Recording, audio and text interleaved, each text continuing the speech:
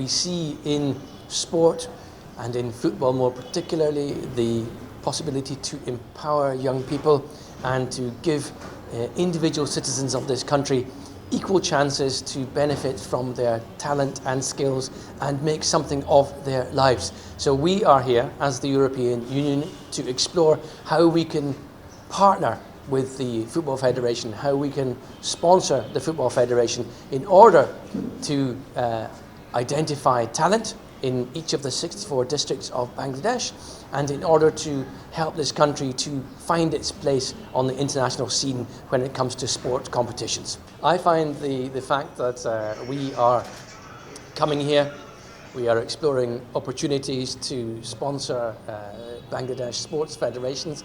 That is in itself good news. Today was an exploratory discussion, but when we look at your country, so you have an incredibly complex country heading towards elections with challenges that you and I see from last week, over the weekend, and no doubt in the coming days. We also need to talk about all the great things from this country, how young people can make careers for themselves, how the country can develop and grow, and how you can have a real sense of unity as a nation backing your sporting teams in world-class competitions. This is the sort of work that we would like to do with you so that in future you come together as a nation and you play as one team making the most of your talents. This morning, and we will wait for a proposal from the Federation and then we will react to that.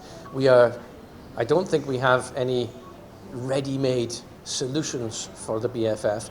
However, we were delighted to talk and engage and put the Federation in touch with our own national football federations to discuss how best to make a difference. আজকে মূলত আমরা একটা মত বিনিময় সভা করলাম, ideas exchange. দোনোজনেরই কিন্তু ambition is in one place, to help develop Bangladesh and help develop বাংলাদেশের ফুটবল। তো সেটার জন্য আমরা ফিউচারে একটা প্রপোজাল দিব।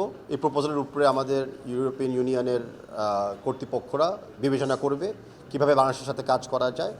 বাট একটা পর্যায়ে আমরা চাই যে অতি দ্রুত একটা পার্টনারশিপে আমরা চলে আসতে।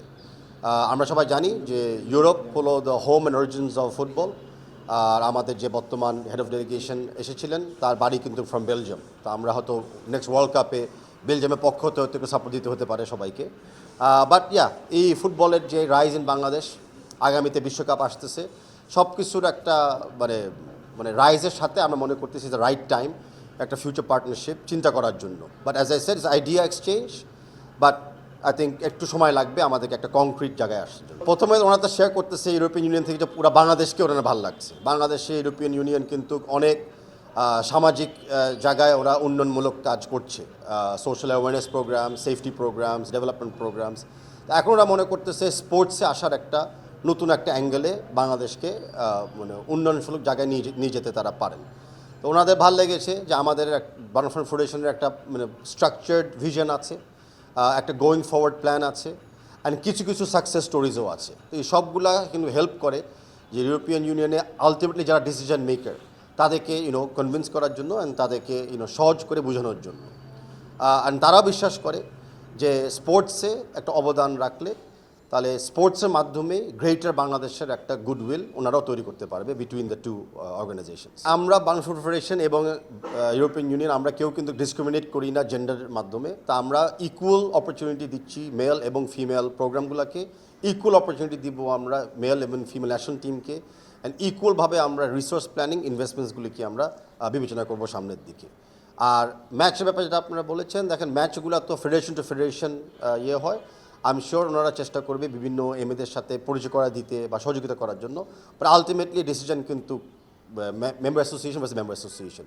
সো ম্যাচের পার্টটা আলাদা, but development and ways of working পার্টটাতে আজকে মূলত আমরা সীমিত ছিলাম আমাদের কথাতে। আজকে যারা সম্মানিত ইসি মেম্বাররা উপস্থিত আছেন সবার সাথে বসে মিলে আমরা একটা প্রস্তাব রেডি করব।